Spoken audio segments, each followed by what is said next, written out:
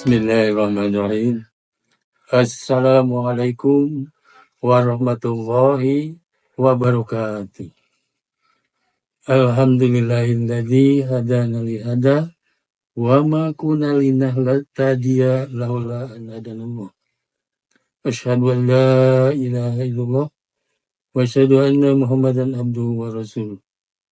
Allahumma shalli ala Muhammad wa ala ali Muhammad kama shallaita ala Ibrahim wa ala ali Ibrahim fil alamin innaka Hamidum Majid. Rabbi shrah li sadri wa yassir li amri wahlul 'uqdatam min lisani yafqahu qawli. Qala Allah ta'ala bil Qur'anil azim. A'udzu billahi minasy syaithanir rajim. Bismillahirrahmanirrahim. Wal 'ashr innal insana lafi khusr illal ladzina amanu wa 'amilus shalihat wa tawassaw bil haqq wa tawassaw bis sabr. Ibu bapak yang dimuliakan oleh Allah, pertama-tama kita panjatkan puji serta syukur kehadirat Allah Subhanahu wa taala. Akhirnya kita bisa bertemu kembali di ruangan ini dalam keadaan sehat walafiat. Semua ini tentu atas berkah dari Allah Subhanahu wa taala. Kemudian salawat serta salam kita panjatkan bagi junjungan kita Nabi besar Muhammad sallallahu alaihi wasallam. Ibu bapak yang dimuliakan oleh Allah, tidak terasa kita bulan Ramadan ini sudah hampir mendekati ujungnya. Bulan Ramadan disebut juga sebagai bulan yang penuh kesabaran, penuh latihan, penuh bimbingan, penuh rahmat, penuh barokah. Ada yang mengatakan bulan Ramadan itu syahrul Al-Quran. Ada yang menyebutkan syahrul Syam, bulan puasa wajib. Syahrul At-Tilawah, bulannya membaca Al-Quran. Syahrul Ar-Rahmah, bulan penuh rahmat.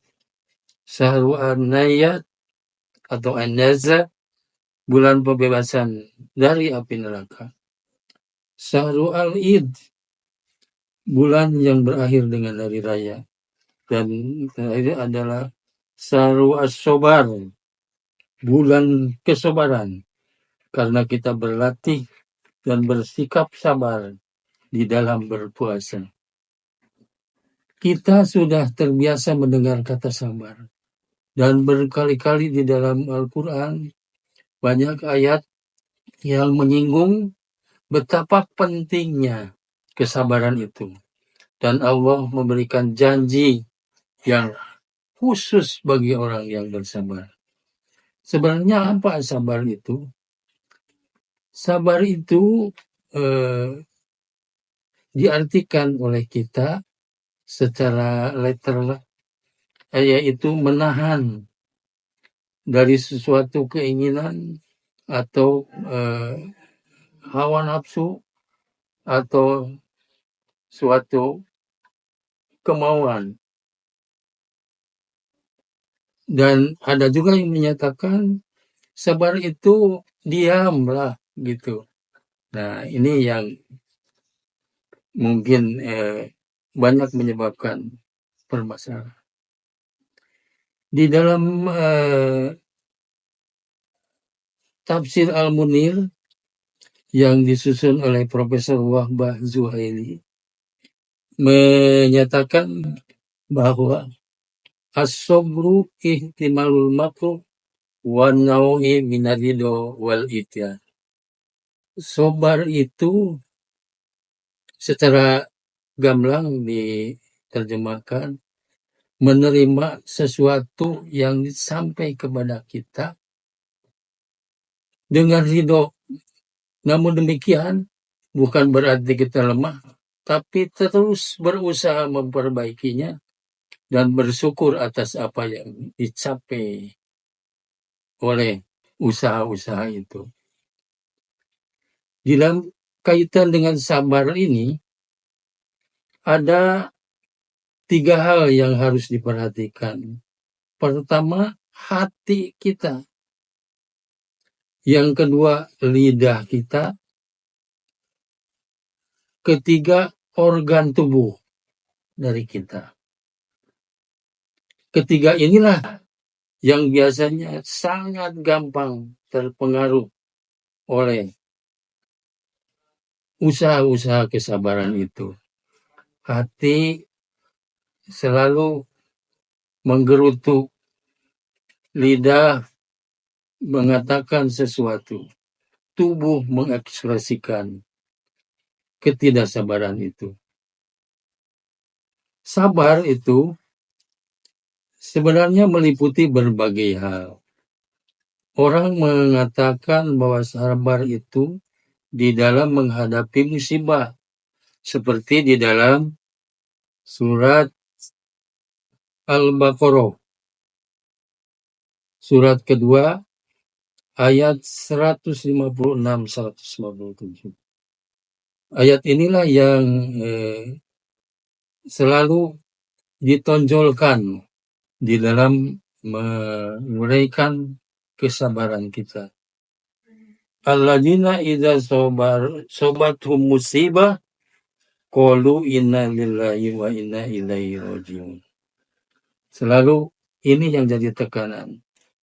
Padahal ibadah itu punya arti yang luas. Pertama, sabar itu juga di dalam beribadah. Kita harus bersabar di dalam beribadah. Seorang imam misalnya di dalam sholat harus sabar menghadapi makmumnya. Dan makmum harus juga sabar menghadapi imamnya yang mungkin membaca ayat Al-Quran yang cukup panjang. Ya. Kemudian sabar yang kedua, sabar di dalam dakwah. Sabar di dalam dakwah itu bisa ditemukan di dalam Al-Quran surat Ali Imran 76 ayat 180. Sabar di dalam dakwah itu sabar di dalam menghadapi jamaahnya. Sabar di dalam menghadapi penyiapan bahan-bahannya. Mungkin saja di dalam dakwah kita menghadapi hal-hal yang mungkin belum bisa diterima oleh jemaah yang mengikuti dakwah itu. Yang ketiga, sabar di dalam menghadapi musibah atau as-sabru fil musibah. Itu di dalam surat Al-Baqarah ayat 156 sampai 157 yang sudah saya bacakan tadi. Kemudian yang keempat, sabar di dalam menjauhi maksiat. Kita seringkali tidak tahan untuk ikut serta di dalam kegiatan kemaksiatan itu. Nah, untuk menahan ini kita harus tahan. Harus tahan. Di dalam menjaga hati, lidah maupun organ tubuh kita di dalam menjauhi kemaksiatan itu. Kemudian yang kelima, sabar fil alaqah, yaitu sabar yang berhubungan dengan kegiatan sosial yang manusiawi dalam mengurus anak, tetangga, dan sebagainya. Ini dikemukakan di dalam Al-Quran. Surat Toha, surat 20, ayat 32. Kita seringkali menghadapi tetangga yang mungkin rewel kadang-kadang atau tidak sesuai dengan apa yang kita harapkan.